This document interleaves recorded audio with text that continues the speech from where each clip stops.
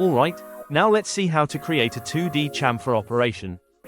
Go to the 2D menu in the top toolbar, then select the 2D chamfer operation.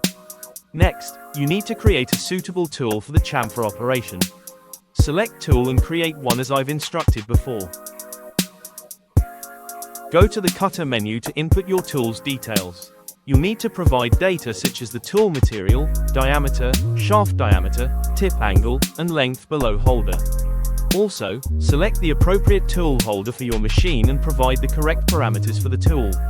Remember that these might change depending on the material you're using. Finally, go to the post processor and input the tool number.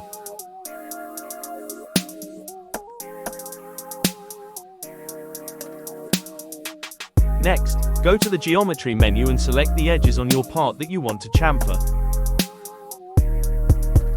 After that, go to the Heights menu and provide the necessary data.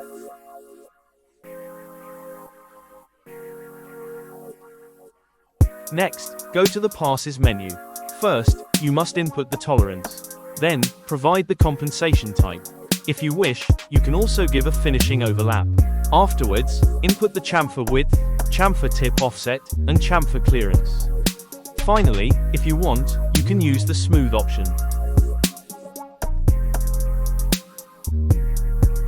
Alright, let's simulate this now.